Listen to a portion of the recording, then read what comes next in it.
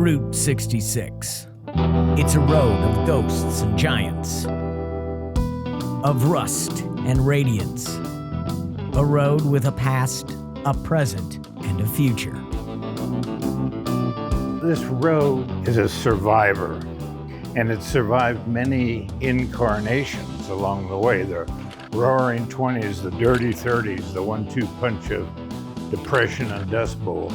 Then those great heyday years, then a little bit of a limbo time, and now the Renaissance, the revival of Route 66. Michael Wallace, who's an author from Tulsa, is one of the voices credited for letting people know that the road's still here, these communities are still here, and eventually led to revitalization like what we're seeing in Tulsa right now. I wrote the book, Route 66, The Mother Road, because I was just tired of hearing people talk about the road in the past tense. Yeah, it had been decertified and the shields had been taken down, but I knew the people were still out there, and the people are the best resource along Route 66. But the very survival of those folks' livelihood and even the road itself was in question. By the time the road was officially decertified in the 1980s, there was very little here for people to recall what Route 66 once was. It's been in the last, I would say, 30 years that we've brought Route 66 up to where it should be in this city. And now, this city is considered the capital of Route 66. The gleaming neon of Tulsa's Route 66 beckons to travelers from around the world and possibly beyond. Just ask Buck Adam, Space Cowboy. Other giants stand silently watching over the city's growing attraction to its roadside attractions. But there is one giant that stands alone. Now, this sculpture is known as East Meets West because it represents the coming of the automobile meeting the Old West, the horse and carriage. And this guy? This is Cyrus Avery himself and his family. Tulsa's own Cyrus Avery. He not only helped establish the federal highway system, including Route 66, but he brought fresh water to Tulsa. He was county commissioner. He got this bridge built that we're standing underneath right now. Thus making Cyrus Avery the father of Route 66. And according to the statue, a hater of insects. This is my favorite part of the sculpture, is this poor little grasshopper that got smushed on the grill as he was driving down 66. Our drive through Tulsa reveals new businesses springing up, doing business the old Route 66 way. I really like to keep it kind of the mom and pop type feel. I think you get a better relation with the customers. It's a lot more fun that way. For the Lamberts, one reason to open their shop here is the city's commitment to return America's highway to its former glory. Since then, they have made a pledge to redo all of Route 66 that runs through Tulsa. So all the businesses that are kind of on it now or coming on it kind of got in at the right time. There is another reason. There's only one way to travel Route 66, and that's on a bike. Jerry Rees would agree. It's fun. It's just you get the authenticity of the road that way, so it's really neat. Just an hour outside of Tulsa on the Mother Road, Jerry has a motherload of motorcycles in his Seva Station Motorcycle Museum. I've got about 130 bikes in here right now. How does one start their own motorcycle museum? It's been probably 20 years or so ago, got a few. And I started this place, I bought the building 13 years ago, and that's when I really got into the motorcycles more. Like most roadside attractions, the building itself is worth hitting the brakes for. The building started out as a DX gas station, and that was in the late 20s. By the mid-30s, they changed over to a machine shop. But not all buildings on Route 66 found other lives that kept the decay away. Some found other purposes that hastened their demise, like the legend of the Old Rock filling station. Even back in the 20s, gas stations were looking at ways of diversifying their financial income. This is a window that led actually to a back building where they were counterfeiting money. True crime on Route 66. Allegedly, after the crooks were jailed, the station never reopened. Further west we drove, looking for our next roadside attraction. The Round Barn of Arcadia. We've been told that it's a must-see, a must-stop, and we're gonna listen to the experts on this trip a lot. The only expert I'm not listening to is my GPS. Okay, the experts are right. That's wickedly cool. It was built in the late 1800s. It was built round supposedly to better withstand the tornadoes we're known for out here. But you can go on that second level of the barn and you have this beautiful ceiling that's domed that, you know, folks like Bob Wills would go down there with his band and play, and it's just got so much history, and the folks there, you know, will talk to you for 2 hours if you let them. It's a really fantastic community. Folks like this that are glad that Route 66 rebirth has not passed them by like the interstates did 50 years ago. It makes me so proud of what we've done, not only in the big cities, but these little towns that have had the life sucked out of it, death by interstate, but still are out there, you know, dispensing hospitality. Our travels continue when Driven continues.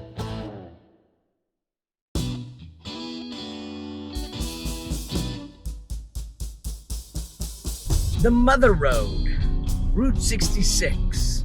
So many names. Recalculating. Man, we have relied on our GPS way too much, folks. Staying on Route 66 is a constant battle with the car's navigation, because navigation loves the interstate. But satellites are not needed when the neon reaches to the stars. Like a moth to a 66-foot tall soda bottle, drivers are drawn to Pop 66 Soda Ranch. This more recent landmark is a throwback to the highway's heyday, complete with food, fuel, and fizz. Lots of fizz, over 700 different sodas, more flavors than you dare imagine. All right, man.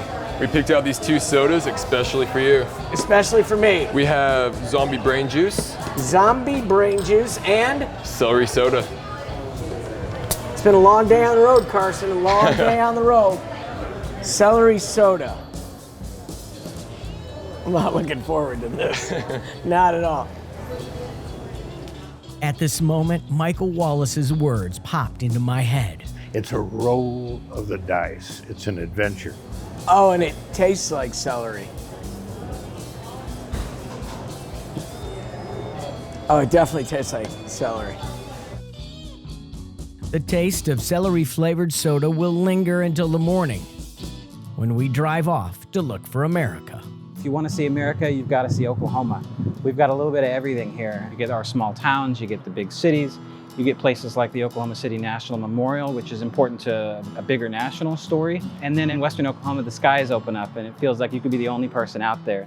Until the western solitude is interrupted. In 300 feet, turn left. Gonna get my kicks on Route 66. You gotta ignore that GPS. How do I get there? Hey, how you doing? Sorry. Hey, good to see you, sir. Everybody's friendly. They're all waving. Everybody waves. GPS cannot direct us to our new old highway friends. You got to have that serendipity, the ability to go, hey, we're going to adjust and go this way today. It's also really hard to miss the ginormous shield of the National Route 66 Museum in Elk City. It's part of a sprawling museum complex that speaks to life on the Western Plains. Displays detail all 8 states that Route 66 rumbles through at different times over the last 100 years. I'm getting my interactive kicks on Route 66.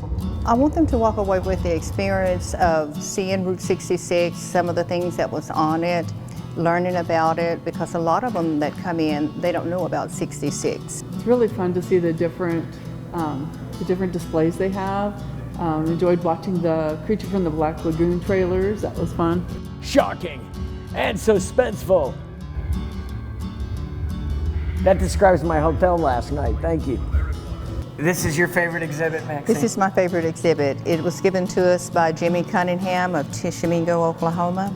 And I just like this and the background behind it. It's like you're at an old soda shop and with the tray on the side where you get your drinks. Not that old, because this is not pretty that old, new but but if you're at a cruise, Route 66, this would be a sweet car to do it in. That would be the perfect car to do it in, yes.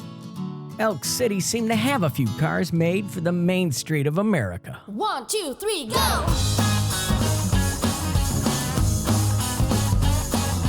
Watch me grab the wheel and hit the gas. She can eat my dust as I drive past. is a 2012 GT 350, 50th anniversary. It's number 2. They were going to make 25 of them in black and 25 in white. They didn't sell any of the white ones. This is the only white one. So nice looking. Thank you. I don't drive it. You don't drive it? I don't drive it, no. I take care of it. Wait, listen to it. Listen to it. Take me out on Route 66. Take me out on Route 66. This car has probably hit the road 5 or 6 times. And once for us. Thank you. Yes, and for you guys. So how did we get this Shelby on the road? And how did we get Melody Murray to give us a tour of her crazy cool car collection? Just another happy coincidence along Route 66. You're happy to be here because everybody's happy when they come through the door. It's just nothing but a happy place. Is this the happiest place on Route 66? I think so. It's the coolest. It's the coolest and happiest place. Yeah. It's fun, it's kitsch. It's a little bizarre, but Bizarre on 66 is everything you imagined a gift shop should be on the old highway. I didn't really realize the significance of the road until people started coming in from other countries. I had one couple doing their honeymoon on Route 66 from Italy. They left Italy to do Route 66 for their honeymoon.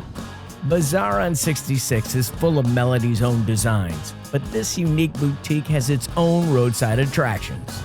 This is Barbie. This is Barbie when she came out in '59. She was brunette. She was not blonde. Barbie was a brunette. She was. Wow.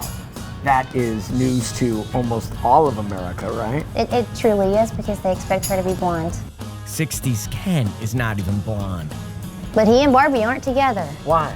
Well, they split in 2004. Oh, man. Really? Yeah, because he couldn't commit. Issues. Issues. Yes. Issues. Ken, you cannot have issues in the happiest place on Route 66, okay? Melody treasures more than mannequins, as a trip to her garage proves. This doesn't look like this is your everyday driver. This is our biggest head turner. When I walked into your place with the vintage Barbie mannequin Right. and unicorns, I didn't expect that you would be a rat rod owner. You didn't know that. I did not know that. Right. Never judge a book by the unicorn cover. Right? It's a garage filled with more Shelbys and limited Mustangs, dune buggies, and a giant. So this is a pretty cool truck. This is an International MXT. This is amazing. That's a pretty cool. What would you use this for? This is good for putting the whole baseball team in, like your kids' baseball team. It's just a monster truck. No, if you bring the whole baseball team and they show up, that other team is just gonna go, all right, we're done. Our stop in Elk City proved once again that Route 66 is more than an old highway. It's not the places you see, it's not the scenic beauty, it's not the historic sites, it's the people. And you just proved it. We just walked into your store. And all of a sudden we're at your house looking at these amazing vehicles that I'm probably drooling over right now, but I apologize for that. You're good. But that's just part of Meeting the story. people. Yeah. Part of the story on Route 66. Our travels continue when Driven continues.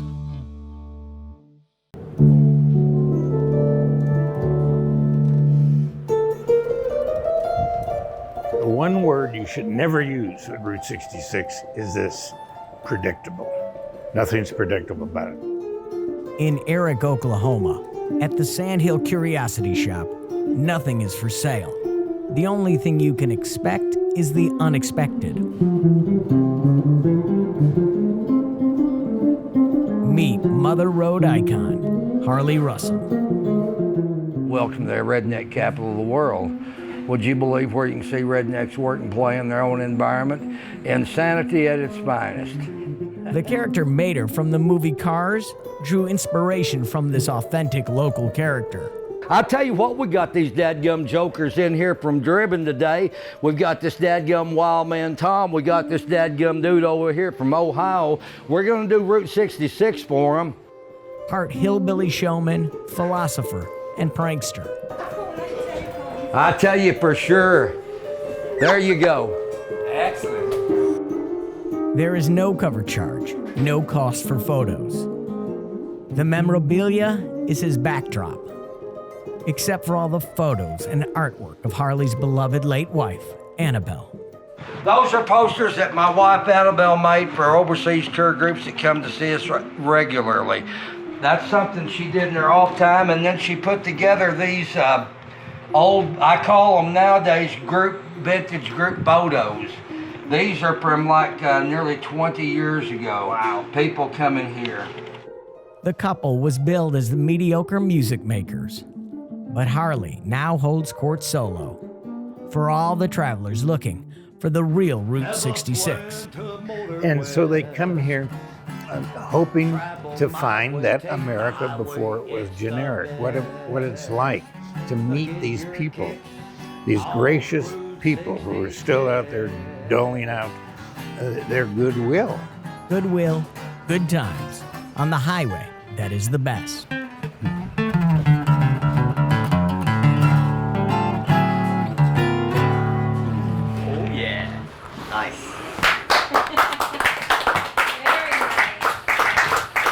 Now what do you want to do?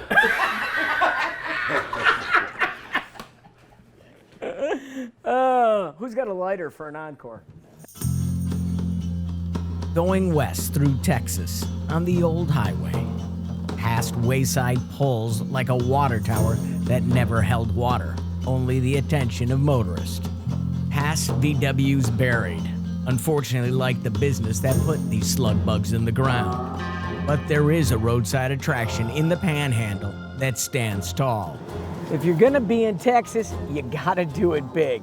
And if you're in Amarillo, you gotta do it at the Big Texan. The Big Texan is a steakhouse, brewery, hotel, arcade, and home to one of the world's best-known extreme eating challenges. We got 2 more people trying the 72-ounce steak. That's eating 4.5 pounds of meat in an hour. Cindy and Julia all the way from Ohio, guys. These 2 college co-eds are traveling all of Route 66 before the real world becomes all too real. If they do not succeed, they owe us $72, guys, but if they do, the meal is on us. Don't look at me. Eat. Just eat. Eat. Nobody wants a skinny Santa. How was it? It was good. It was good. I ate more than what I thought I was gonna eat. I know. You gotta applaud the effort. Come on, yeah! Come on, give it up for them. Let's hear something, people. Woo! Woo! This is the real America. Not in spite of having a gimmick, but because the Big Texan has a great gimmick. This has always been a commercial road. It's about selling you a room for the night, a hamburger, a book, a dream. Our journey through the heart of the heartland ends when Driven continues.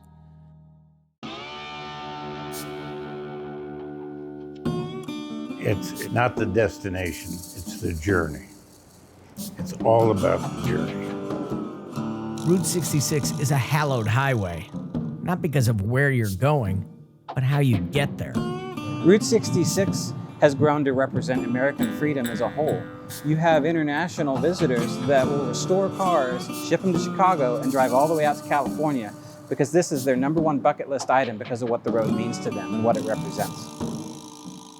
An American journey filled with ghosts, celebrities, and giants. Texas-sized giants.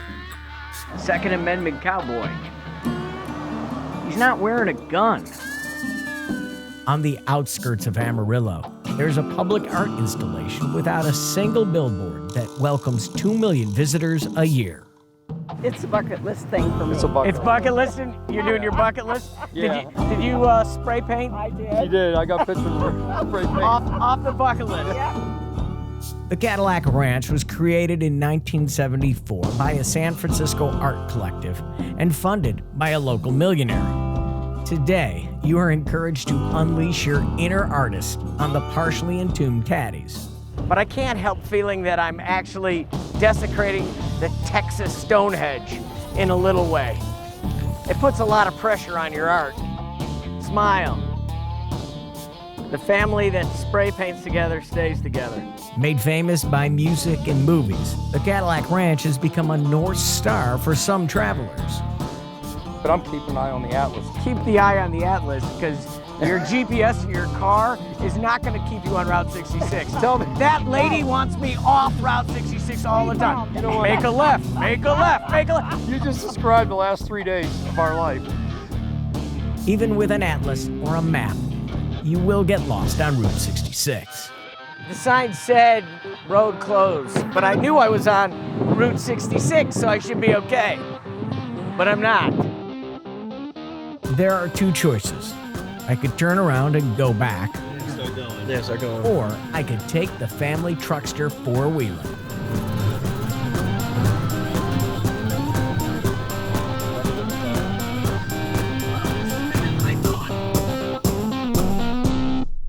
There are parts of the old highway that the interstate has covered over.